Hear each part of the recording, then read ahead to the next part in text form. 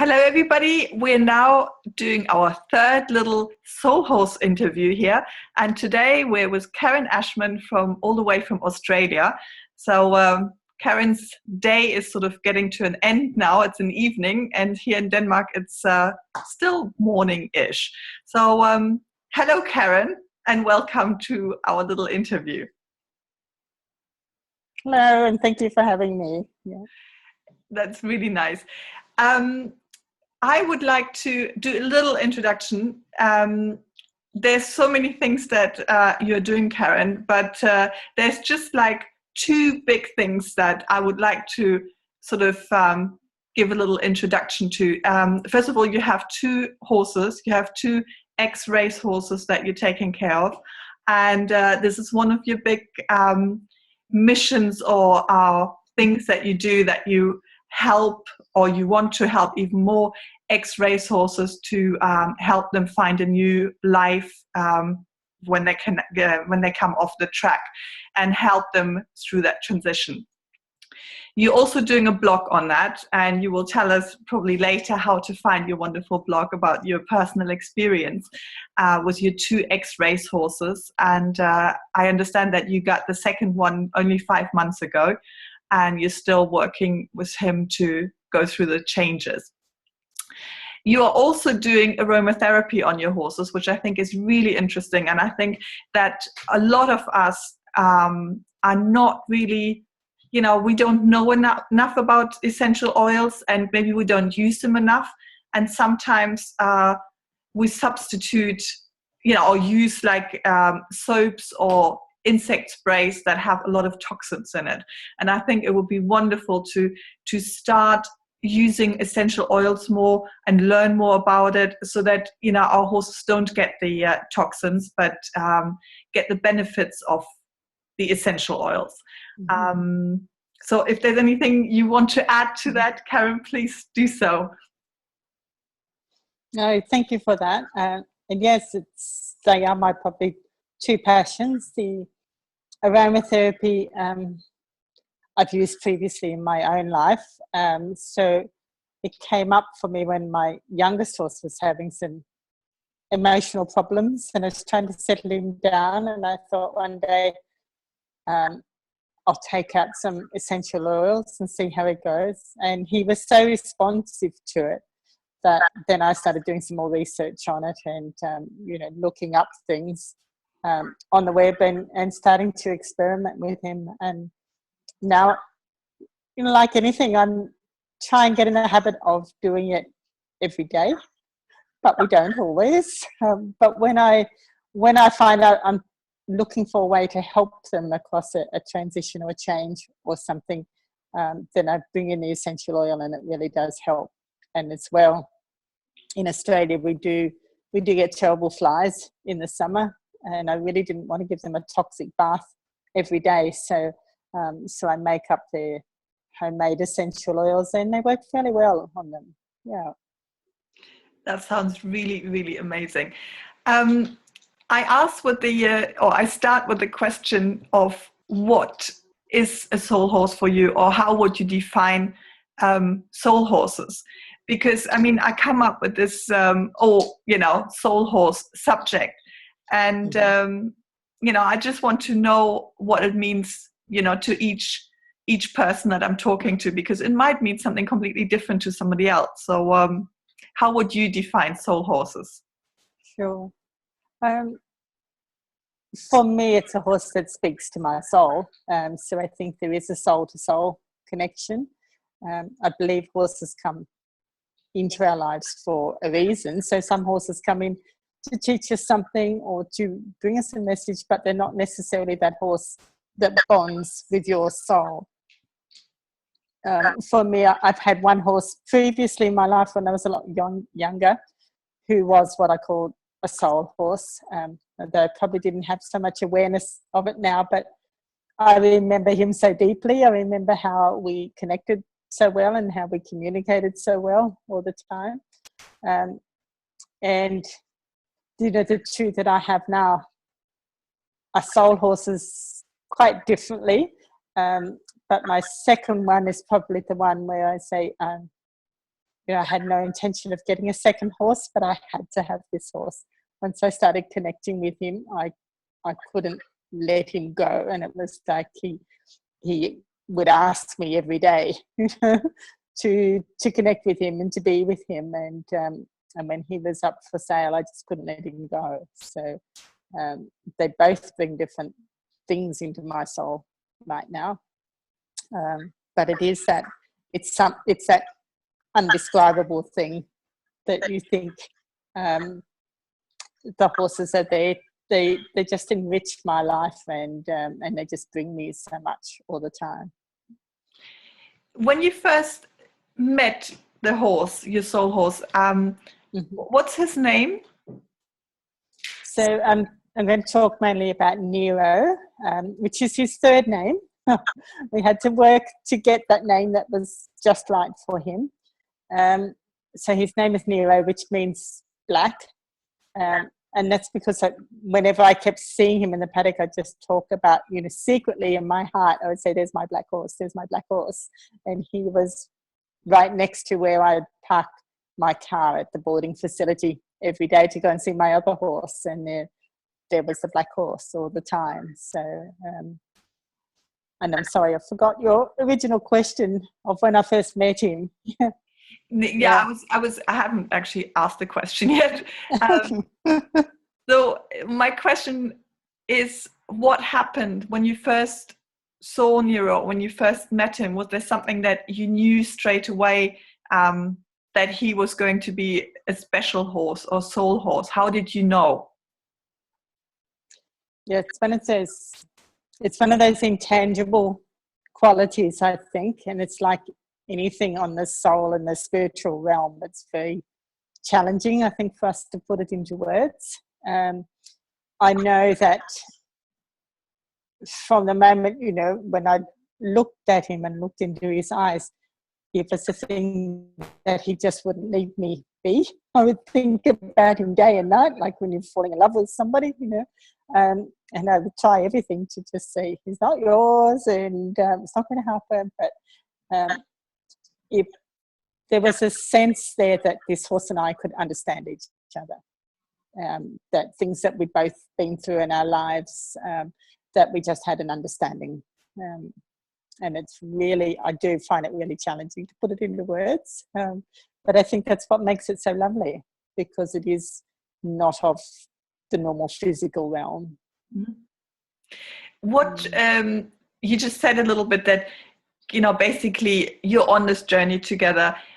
You're learning new things all the time. What are the things that you feel like that you are learning from your soul horse, or you have learned already? And I understand it's probably still going on. So it's not sort of what you have learned, but what you are learning at the moment. So what are the big sort of subjects that you are sort of learning with your horse, Nero? Yeah. I'd say the first one is patience. So when I first got him, people were, you can ride him straight away. This can be a horse you can do lots of things with. And I admit, at first I thought, oh, this would be good, because my young horse, he's just so young, and I'm trying to give him that little bit more space to mature without riding him. And I rode Nero the once on that day, and I've never ridden him since because he's not ready for it. He's just simply not ready for it. And some days, he teaches me great amounts of patience, and also teaches me, I can come with an agenda. Sometimes I'll think, I really should be doing this with this horse, and I'll get sort of trapped into more what others think, or, a plan. And I go there and it completely goes against it. Those days are the days when we completely lose it. It doesn't happen at all. The days when we go best, or I feel like we've progressed, at all of the days when I let him have the agenda much more. So one of my most peaceful days, I remember I said to him, do you want to go out for a walk? We're just like, you're a big dog. We'll just go for a walk up the back of the property where he lived for 3 or 4 years, and he'd never seen up the back. And I heard him say really clearly, that'd be nice, And I just took him out, and he really was like a big dog on the lead, and he just sniffed and he enjoyed, and it was just peaceful. And there was a time, and I remember when our legs got into sync and we were stepping along on exactly the same sync, and it was like that feeling that you get when you're out for a stroll with a very old friend, you know. So for me, neuro teaches me first and foremost patience, not to have my own agenda, and not to give into that of what other people might think is right for this horse. Whenever I truly stop and listen to myself, what I think is right and what is right for him, or listen to him, we're just much more successful about it. Yeah. What are the challenges that, you know, an ex-racehorse faces when they stop their racing career and change their life? It's huge. You know, I was we were chatting before, and I said I liken them really to an athlete at the peak of their prime when they're an Olympic athlete. Really, these horses will never be that physically fit in that way again. So that body will change and change dramatically as they come off. So they lose all that muscle conditioning, and then they have to regain a different set of muscles. They have to regain a different balance. They're used to always running one way around a track, and so whatever way we race horses in Australia or in Europe or whatever, you know, they have no balance on the other side. They're not used to very much of that happens. They're not used to, they get this sort of surprise when a rider has their legs down on the sides of their body all the time. It's like, what are you doing? You know, your legs aren't used to touching my sides. I'm not used to that. So they get a quite confused look about them.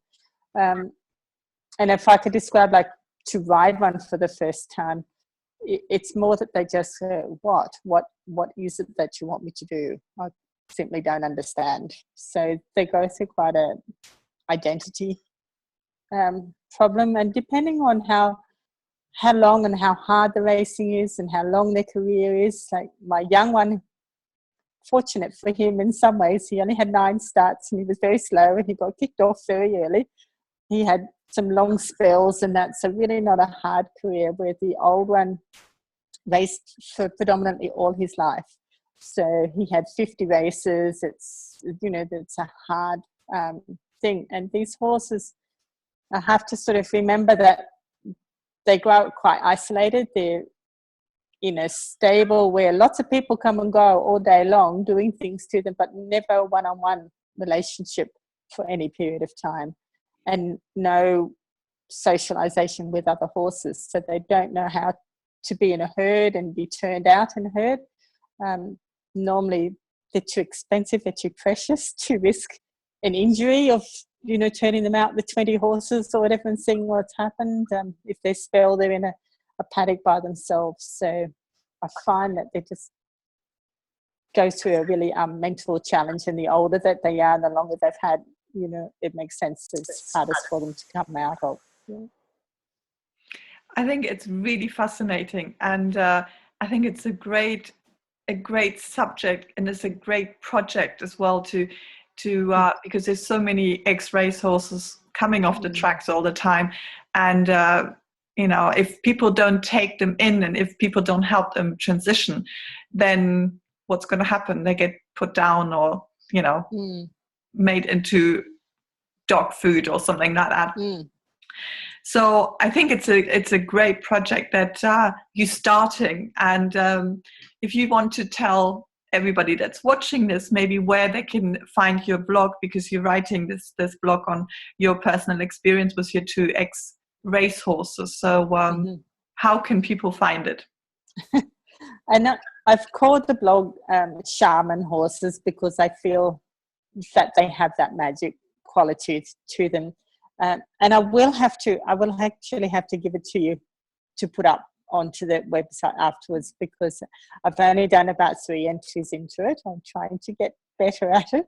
But that's my intention, that it will become a blog where I can share our journey on a daily basis or weekly basis, our successes. You know, I have another friend who is going through, she has this very similar journey. We met via Facebook looking for information, and we've become really quite close friends, being on the journey about the same time. And she says I have an absolute, she calls it a butt fetish, as a backside fetish with my Nero, because every week I take a photograph of his backside and how well he's going. Is he putting on weight? You know, it's just like, and so I have always recording different photographs when we took their racing plates off, and then they've gone a barefoot transition, which has been another transition, you know, especially for Nero, has had racing plates for probably 7 years of his life, and then to transition to barefoot. So all of that is in there, and then a lot of the mental journey. So it's the journey for me in that taking on these horses where sometimes I go, what was I even thinking? I've got no experience in this field. You know, what am I doing here? But I'm so grateful for them all at the same time, and grateful for what they bring to my life and what I learn from them. So that sort of commentary is in there as well. I think it's wonderful. And I also believe that you don't have to have a lot of experience prior to getting a horse. A lot of times it's about growing together. When I got my horse, who wasn't trained, I didn't know how to train a horse, and I probably still don't know how to train a horse. I'm not a horse trainer. I'm somebody that said, okay, I'll take you in, and I'll take the responsibility for us, or, you know, for you. And I do my best to help you. I do my best to help you become comfortable with the situation, so that you feel that it's okay, that we become a team. And that was the training. The training of telling him, you know, you go left, you go right, you go forward, you go slower.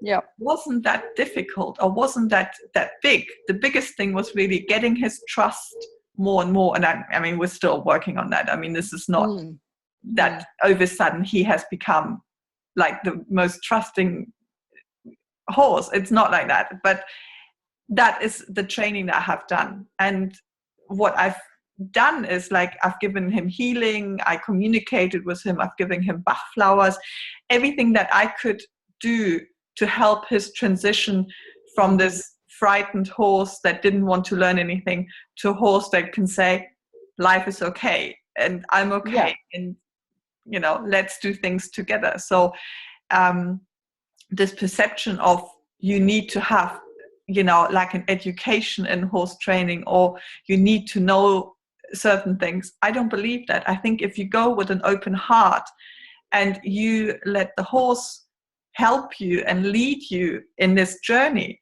you can't do anything wrong.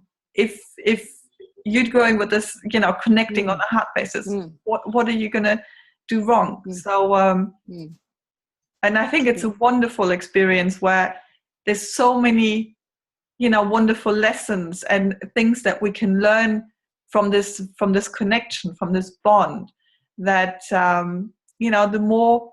And also I feel like the more we tell people about this, maybe other people get inspired also to see, okay, there's a different way to deal with horses. Maybe you know, I can adopt a horse instead of buying one, because he or she is there already needing a home. So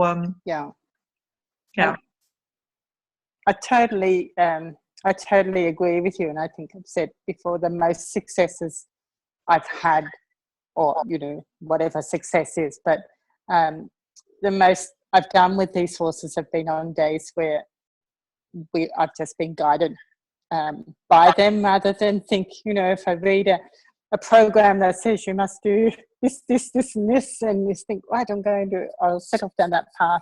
And it just doesn't, it's just not very successful at all, and they quickly tell you. And then I think because I've tried to establish the relationship where you can tell me, they do say, I don't want to do that. And you go, oh, okay then, you know, I need to listen. A classic, I'll tell you, if we have time, was when Nero, quite suddenly, I'd had him about 4 weeks, and he decided he didn't want to walk. on the lead rope. He just didn't want to walk. And so he wanted to go out of the paddock, but once we're out, he didn't want to walk. And he just stopped. No aggression, no fear, just, I don't want, I just had a 600 kilo statue on the end of a lead, you know. And I thought, oh, so the first day, you know, it was a bit time poor and I really had to drive him back into the paddock. But I thought, what am I going to do? So the next time I went out with the lead and I said, well, we'll just do this. If it takes us all day to go 100 meters, we'll just do it. And we would walk one step and he would stop for 10 minutes and, you know, we'd walk two maybe and he'd stop another 10 or 15 minutes.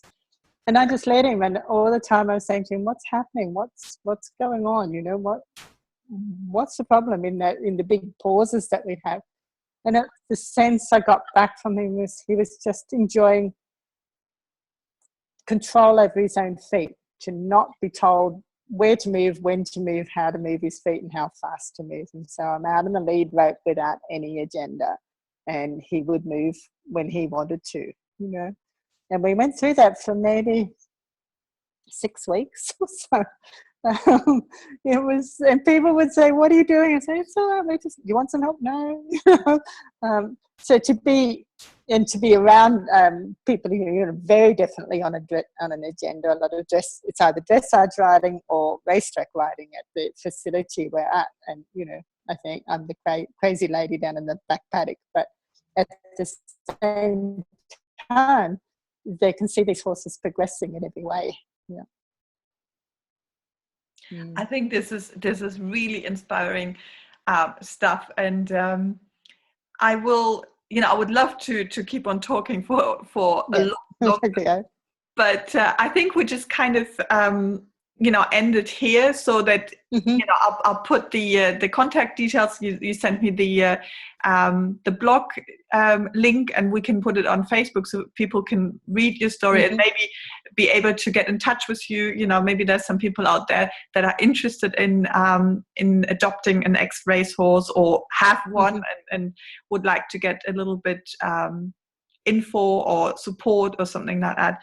So but thank you so much for sharing today your story, your stories, you know, with your horses. And I think it's really an inspiration to hear what you're doing with the ex-race horses, you know, with the aromatherapy as well.